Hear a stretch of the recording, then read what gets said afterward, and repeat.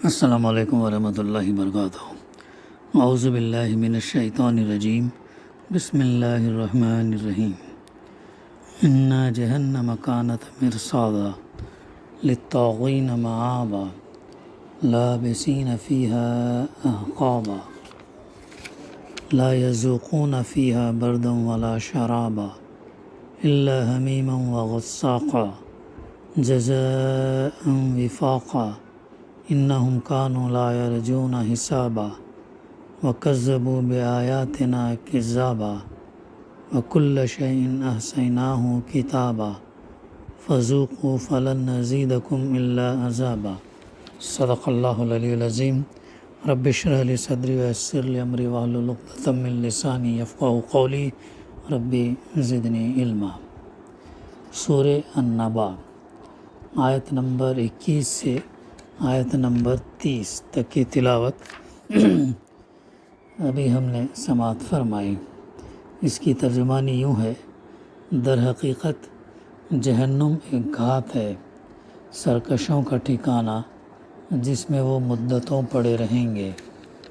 اس کے اندر کسی ٹھنڈک اور پینے کے قابل کسی چیز کا مزہ نہ چکھیں گے۔ کچھ ملے گا تو بس گرم پانی اور زخموں کا دھون، ان کرتوتوں کا بھرپور بدلہ۔ وہ کسی حساب کی توقع نہ رکھتے تھے اور ہماری آیات کو انہوں نے بالکل جھٹلا دیا تھا، اور حال یہ تھا کہ ہم نے ہر چیز گن گن کر لکھ رکھی تھی۔ اب چکھو مزہ، ہم تمہارے لیے عذاب کے سوا کسی چیز میں ہرگز اضافہ نہ کریں گے۔ اس صورت کی الحمدللہ تفسیر کا سلسلہ جاری ہے۔ گزشتہ ہمارے سامنے اس سے پہلے کی آیتوں کا مطالعہ ہوا ہے، جس میں اللہ سبحانہ و تعالیٰ فرمایا: بے شک فیصلے کا دن ایک مقرر وقت ہے۔ قیامت کا دن ایک مقرر وقت کا دن ہے، جس روز سور میں پھونک مار دی جائے گی، تم فوج در فوج نکل آؤ گے اور آسمان کھول دیا جائے گا، حتیٰ کہ وہ دروازے ہی دروازے بن کر رہ جائے گا، اور پہاڑ چلائے جائیں گے یہاں تک کہ وہ سراب ہو جائیں گے۔ تو اس کے بعد کی آیتیں ہیں جس کی تلاوت اور ترجمانی ابھی ہم نے سماعت کی۔ اور یہاں پر ایک چیز اور بھی یہ بتائی گئی تھی، گزشتہ تھوڑا سی تفسیر رہ گئی، اور پہاڑ چلائے جائیں گے یہاں تک کہ وہ سراب ہو جائیں گے۔ اس ضمن میں پہاڑ کا چلانا اور پہاڑ کا ریزے ہو جانا اور سراب بن کر رہ جانے کا مطلب یہ ہے کہ جو آج ہم دیکھتے ہیں کہ پہاڑ اتنی اونچائی تک پھیلے ہوئے ہیں اور اتنے طاقتور ہیں کہ کوئی اسے ہلا نہیں سکتا، لیکن دیکھتے ہی دیکھتے پہاڑ جو ہے اپنی جگہ سے اکھڑ کر اڑیں گے اور پھر ریزہ ریزہ ہو کر اس طرح پھیل جائیں گے کہ جہاں پہلے کبھی پہاڑ تھے وہاں ریت کے وسیع میدانوں کے سوا اور کچھ نہ ہوگا، ایسا منظر ہو جائے گا۔ سورہ قاریہ میں بھی اللہ سبحانہ وتعالیٰ نے کیا فرمایا؟ وہ پہاڑ جو ہے رنگ برنگ اون کی مانند اڑیں گے فرمایا، اور ایک جگہ فرمایا کہ وہ چلائے جائیں گے۔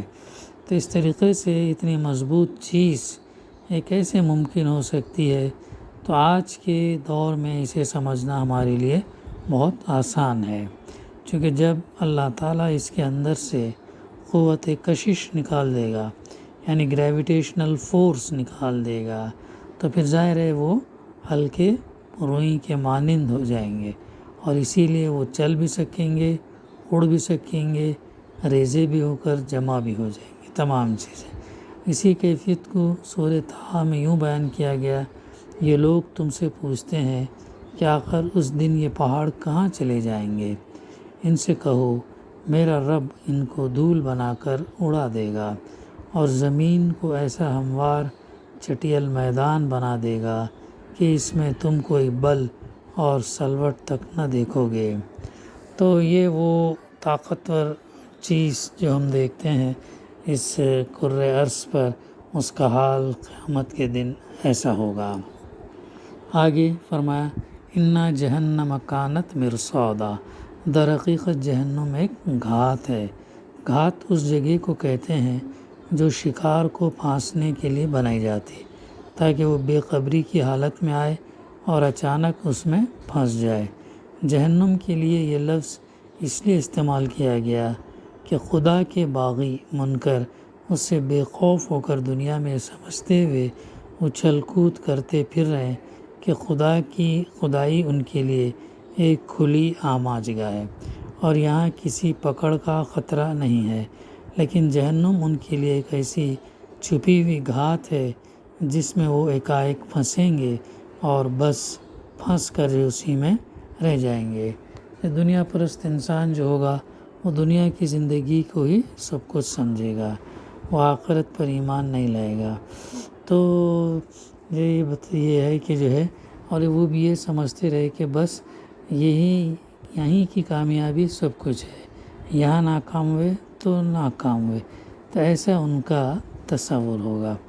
تو در حقیقت جہنم کیا ہے؟ ایک گھات ہے، پھر سرکشوں کا ٹھکانہ، للطاغین مآبا لابسین فیہا احقابا، جس میں وہ مدتوں پڑے رہیں گے۔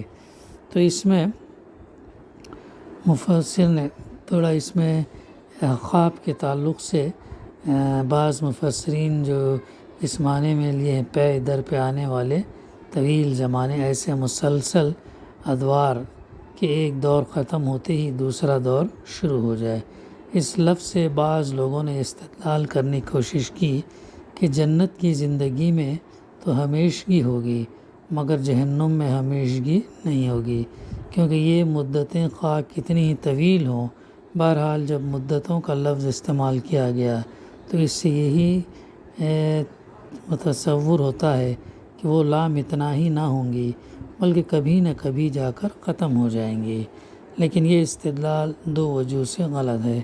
ایک یہ کہ عربی لغت کے لحاظ سے حقب کے لفظ ہی میں مفہوم شامل ہے کہ ایک حقب کے پیچھے دوسرا حقب ہو، اس لیے احقاب لازماً ایسے ادوار ہی کے لیے بولا جائے گا جو پے در پے ایک دوسرے کے بعد آتے چلے جائیں، اور کوئی دور بھی ایسا نہ ہو جس کے پیچھے دوسرا دور نہ آئے۔ دوسرے یہ کہ کسی موضوع کے متعلق قرآن مجید کی کسی آیت سے کوئی ایسا مفہوم لینا اصولاً غلط ہے جو اسی موضوع کے بارے میں قرآن کے دوسرے بیانات سے متصادم ہوتا ہے۔ قرآن میں 34 مقامات پر اہل جہنم کے لیے خلود یعنی ہمیشگی کا لفظ استعمال کیا۔ 3 جگہ صرف لفظ خلود ہی پر اکتفا نہیں کیا گیا بلکہ اس پر ابداً ہمیشہ ہمیشہ کا بھی اضافہ کر دیا گیا ہے، اور ایک جگہ صاف صاف ارشاد ہوا ہے کہ وہ چاہیں گے کہ جہنم سے نکل جائیں مگر وہ اس سے ہرگز نکلنے والے نہیں ہیں، اور ان کے لیے قائم رہنے والا عذاب ہے۔ سورہ مائدہ آیت نمبر 37 میں فرمایا گیا۔ ایک دوسری جگہ فرمایا گیا کہ اسی حالت میں وہ ہمیشہ رہیں گے جب تک کہ زمین اور آسمان قائم ہیں، الا یہ کہ تیرا رب کچھ اور چاہے، اور یہی بات اہل جنت کے متعلق بھی فرمائی گئی ہے کہ جنت میں وہ ہمیشہ رہیں گے جب تک زمین اور آسمان قائم ہیں، الا یہ کہ تیرا رب کچھ اور چاہے۔ سورہ ہود آیت نمبر 107 سے 108۔ ان تصریحات کے بعد لفظ احقاب کی بنیاد پر یہ کہنے کی آخر کیا گنجائش باقی رہ جاتی کہ جہنم میں اللہ کے باغیوں کا قیام دائمی نہیں ہوگا بلکہ کبھی نہ کبھی ختم ہو جائے گا۔ آگے فرمایا جا رہا لا یذوقون فیہا بردا ولا شرابا، اس کے اندر کسی ٹھنڈک اور پینے کے قابل کسی چیز کا مزہ وہ نہ چکھیں گے۔ یعنی کچھ ملے گا تو بس گرم پانی اور زخموں کا دھون۔ اصل میں لفظ غساق استعمال ہوا ہے جس کا اطلاق پیپ، لہو، کچ لہو اور آنکھوں اور کھالوں سے بہنے والی ان تمام رطوبتوں پر ہوتا ہے جو شدید تعذیب کی وجہ سے نکلتی ہیں۔ اس کے علاوہ یہ لفظ ایسی چیز کے لیے بھی بولا جاتا جس میں سخت تعفن اور سڑاند ہو، اس کے لیے بھی یہ کہا جاتا ہے۔ تو وہاں پر ایک وہ بھی ہوں گے نا کہ جہنم میں جو ہے پینے کے لیے گرم پانی، لہو، پیپ، خون جو ہے وہ دیا جائے گا۔ پھر آگے فرمایا جا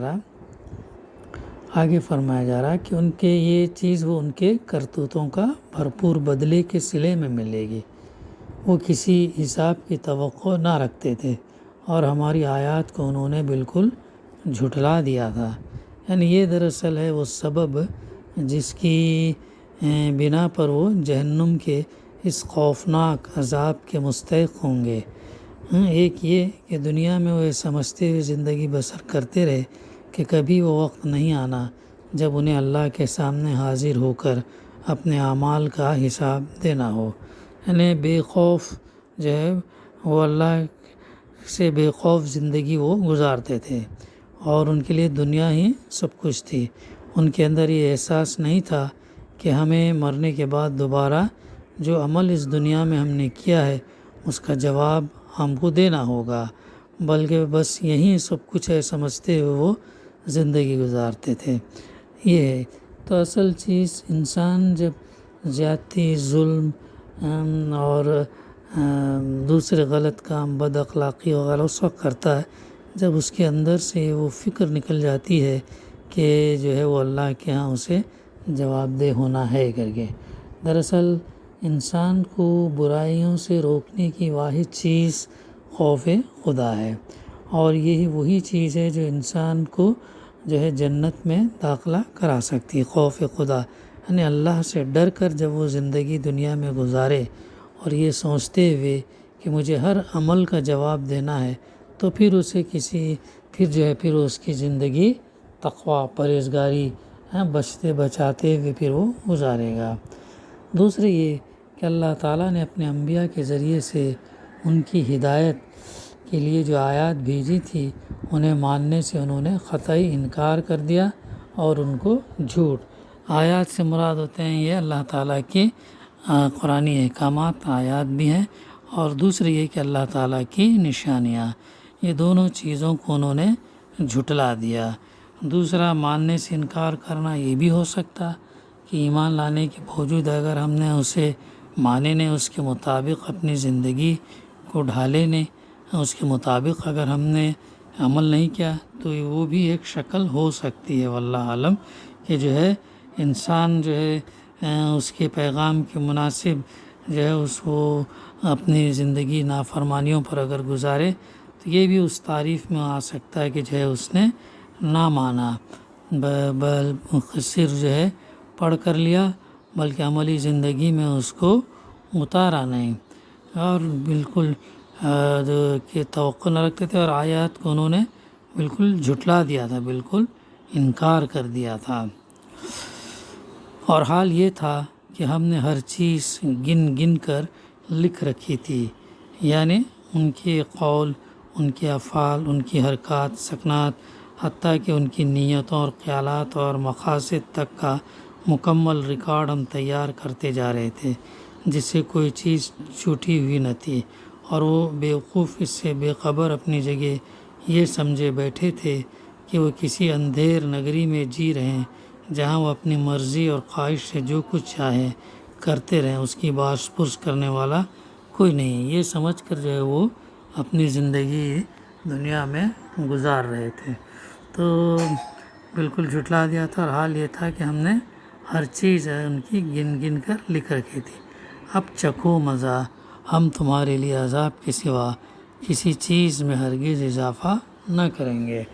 اب ہوگا جو اضافہ ان کا عذاب میں ہوگا، کسی اور دوسری چیز میں ان اضافہ جو ہے نہیں ہوگا، یعنی اب ان کو جو ہے کسی کمی یا عذاب کی کمی نہیں ہوگی بلکہ عذاب میں اضافہ ہوگا۔ جو کچھ انہوں نے اس دنیا میں کرتے رہے، جو کچھ نافرمانیاں کرتے رہے، جو کچھ سرکشی وہ لوگ کرتے رہے، انبیاء کی بات پر ایمان نہیں لایا، جھٹلایا، آیات کا انکار کیا، آیات پر عمل پیرا نہیں ہوئے، یہ تمام چیزیں جو اس میں آتی ہیں۔ تو بھائیوں اور بہنوں، تو اصل چیز یہ ہے کہ یہ مکی صورتیں جو اس کے اندر توحید، رسالت اور آخرت پر زوردار جو ہے ہدایت اور رہنمائی اللہ سبحانہ و تعالیٰ نے دیا ہے۔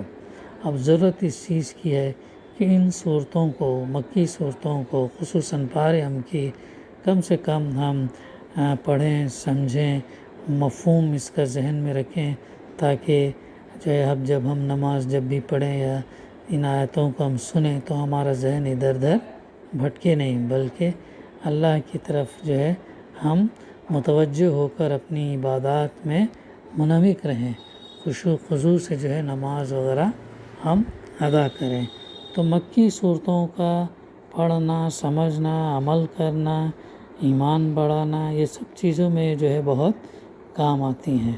دعا ہے کہ اللہ سبحانہ وتعالی ہمیں کہنے سننے سے زیادہ عمل کرنے کی توفیق عطا فرمائے۔ ربنا تقبل منا انک انت السمیع العلیم وتب علینا انک انت التواب الرحیم۔ صلی اللہ تعالیٰ علی خیر خلقہ وعلی آلہ وصحبہ اجمعین۔ الحمد للہ رب العالمین۔